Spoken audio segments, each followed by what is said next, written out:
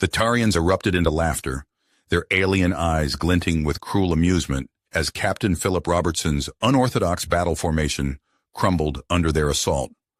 On the bridge of the ESS Indomitable, Philip gritted his teeth, shame and anger burning in his chest as he watched the live feed of humanity's latest humiliation at the hands of their supposed allies. The joint training exercise had been a farce from the start, the technologically superior Qatarian ships dancing circles around the human vessels, outmaneuvering them at every turn. Now, as the Qatarians celebrated another easy victory, Philip's comms crackled to life, the sneering face of his counterpart Hector filling the viewscreen. "Impressive footwork as always, Captain Robertson," Hector chuckled condescendingly. "Perhaps one day your human tactics will amount to more than erratic flailing, but I won't hold my breath."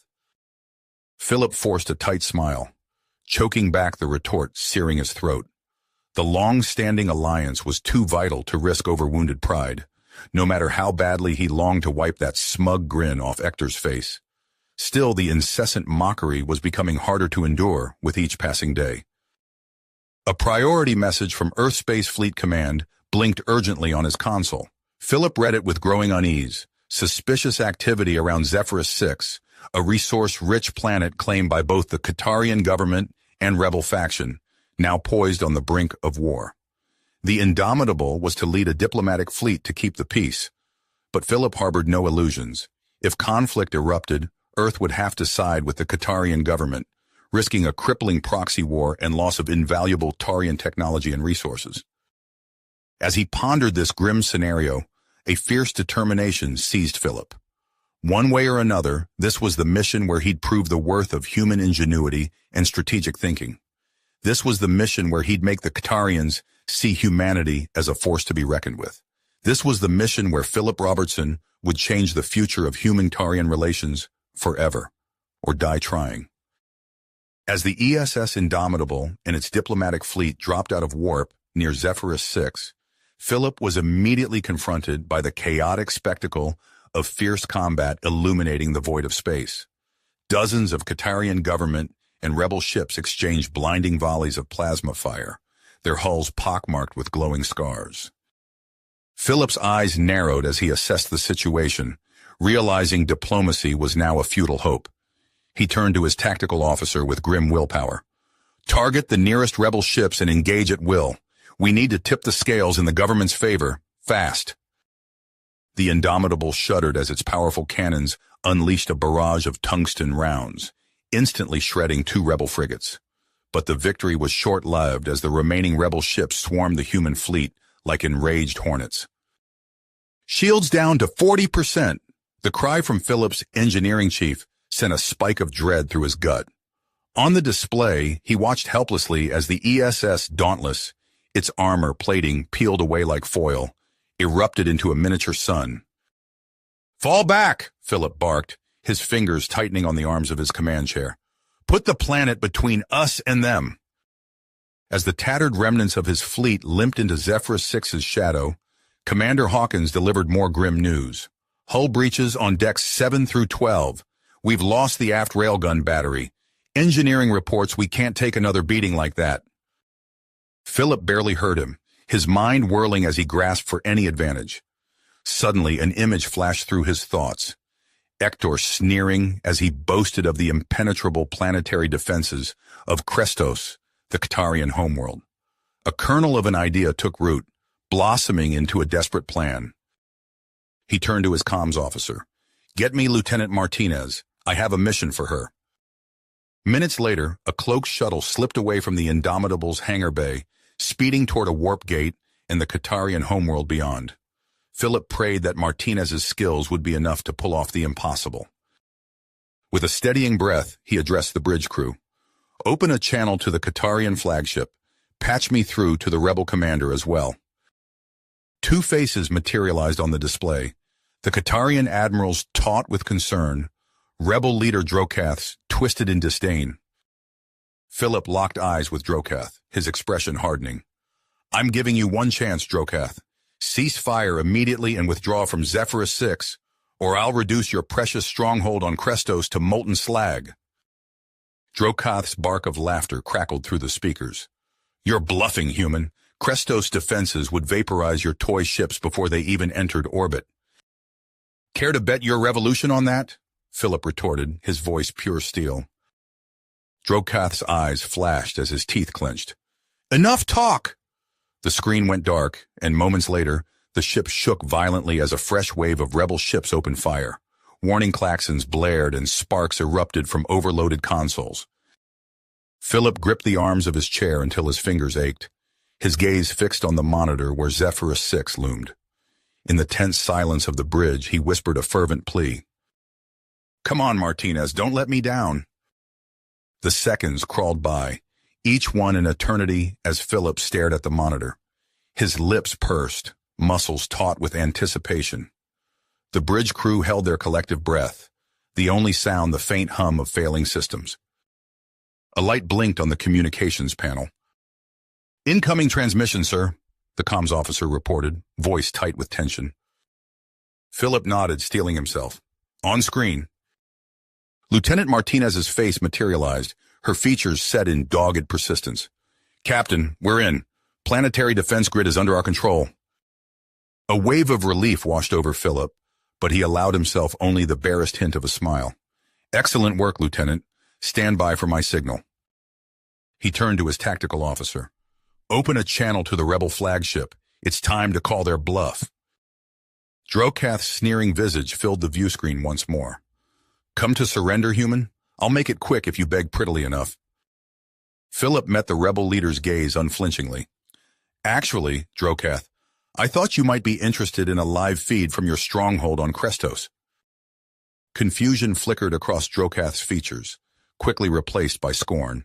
What nonsense is this? See for yourself, Philip nodded to his comms officer, who patched through Martinez's feed.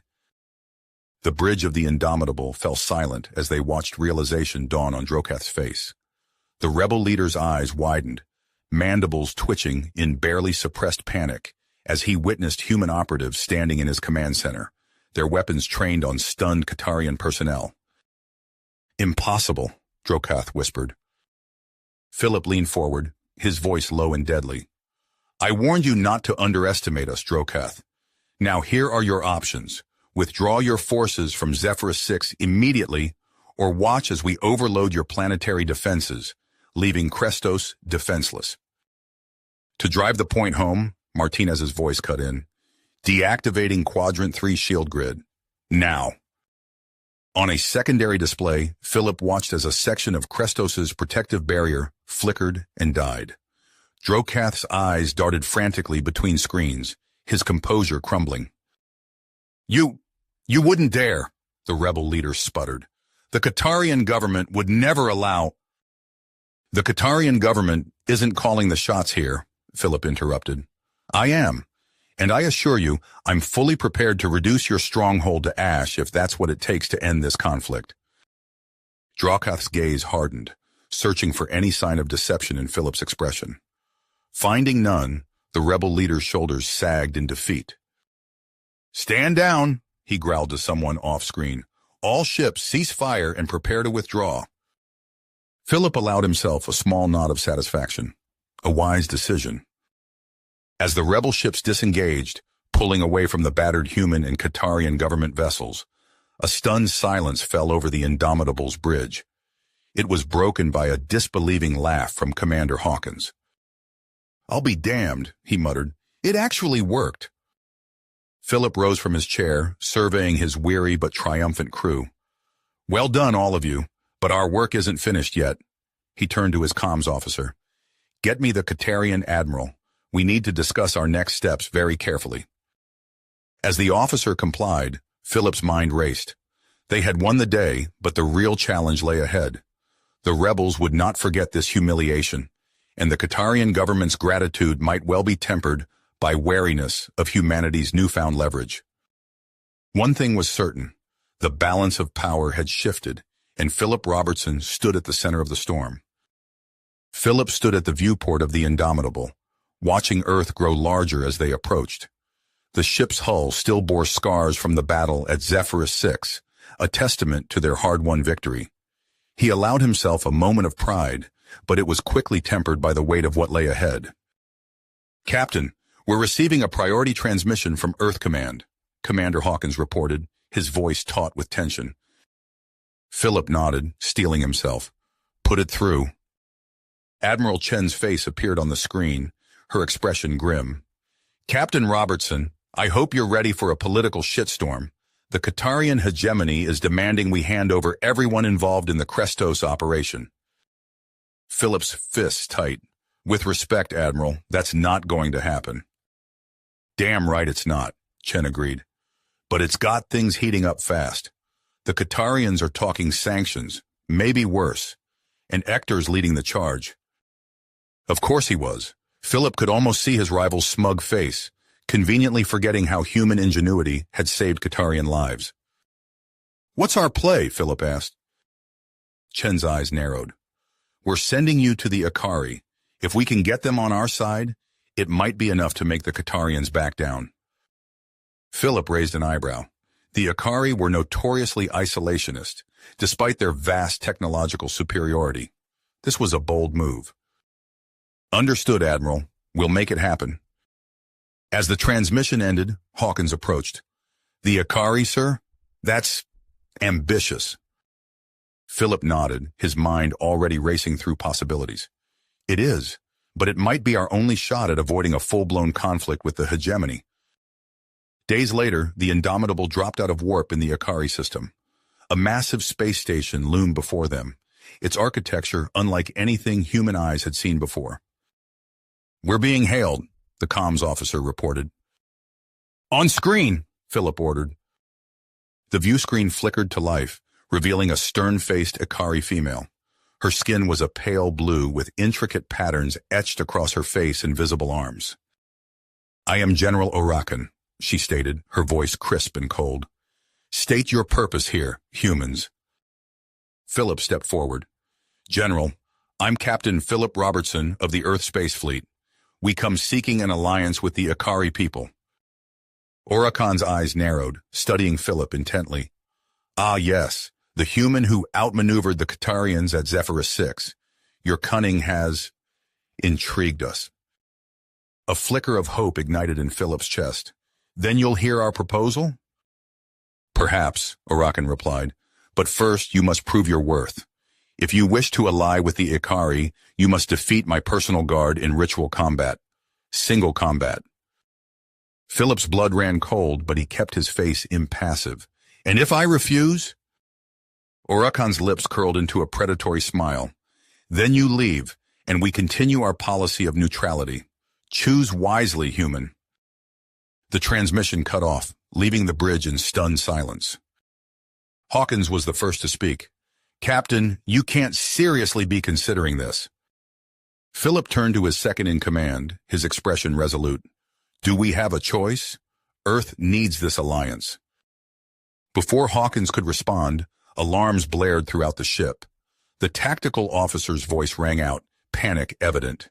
Sir, we've detected a cloaked vessel entering the system. Qatarian energy signatures. Philip's mind raced. Assassins, here to sabotage the mission. He had to act fast. Red alert, he barked.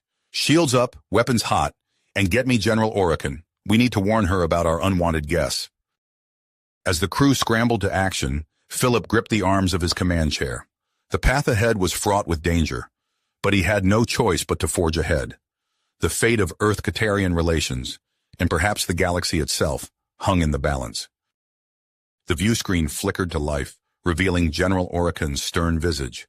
Her pale blue skin seemed to glow in the harsh light of the Ikari Command Center. Captain Robertson, she said, her voice crisp and cold, I've been informed of the situation. It seems we have much to discuss. Philip nodded, his face a mask of calm despite the tension coiling in his gut. Indeed we do, General. But first I must warn you, we've detected a cloaked Qatarian vessel entering your system. Orakan's eyes narrowed, a flicker of surprise quickly masked. Interesting. And what do you propose we do about these uninvited guests, human? Grant us sanctuary, Philip said without hesitation. Let us dock at your station, and we can deal with this threat together. A cold smile played across Orakan's lips. Perhaps. But first, you must prove your worth. If you wish our protection, you will face my elite guard in ritual combat. Single combat. Philip's mind raced, weighing his options. Earth needed this alliance, but walking into what was likely a death trap seemed foolish at best. And yet, I accept, he said, his voice steady. Oracon's smile widened, revealing sharp metallic teeth. Excellent. Prepare yourself, human. We will transport you to the arena shortly. As the transmission cut off, Hawkins stepped forward, his face etched with concern. Captain, you can't be serious. This is suicide. Philip turned to his second-in-command, his expression grim. Do we have a choice? We need the Ikari, and we can't let those Tarian assassins succeed. Sometimes the only way out is through. Before Hawkins could respond, a shimmering energy field enveloped Philip.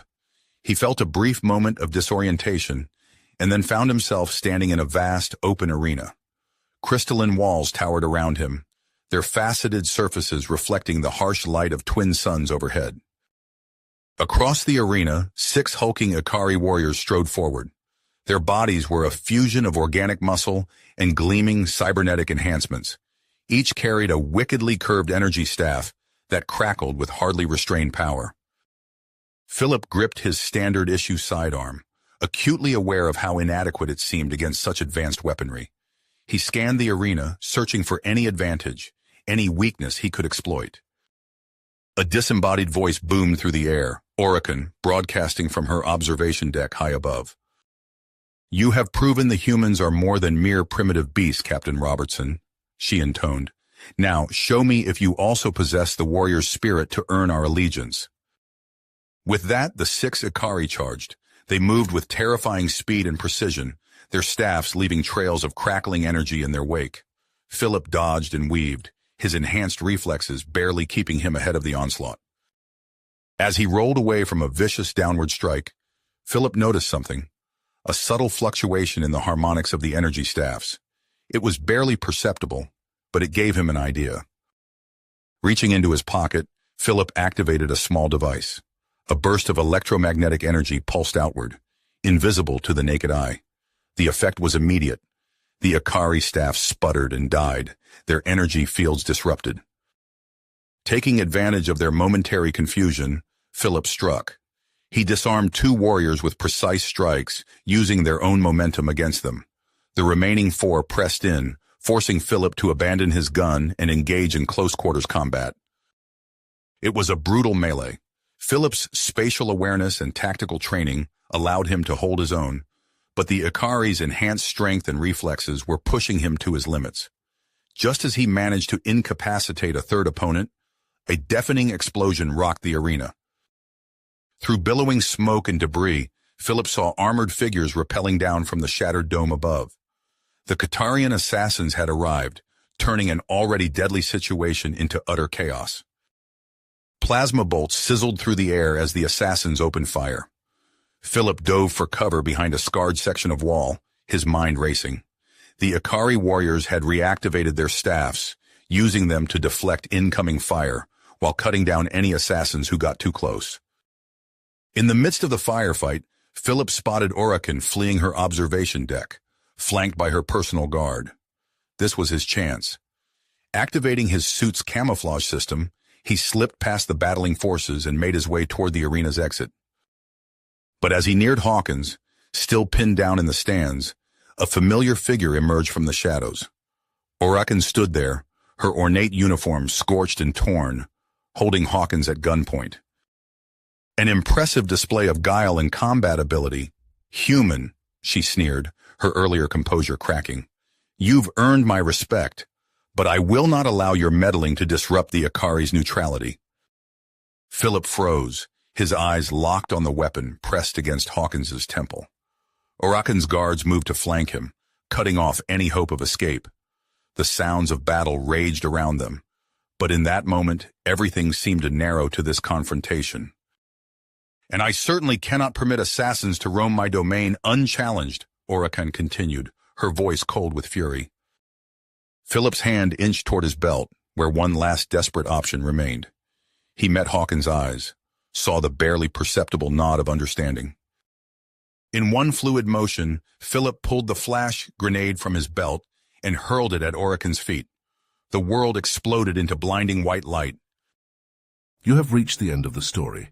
If you enjoyed this story and want to support us, please leave a like and subscribe to our channel, and for every comment that says 88, I will heart every single one of them. Thank you for your time.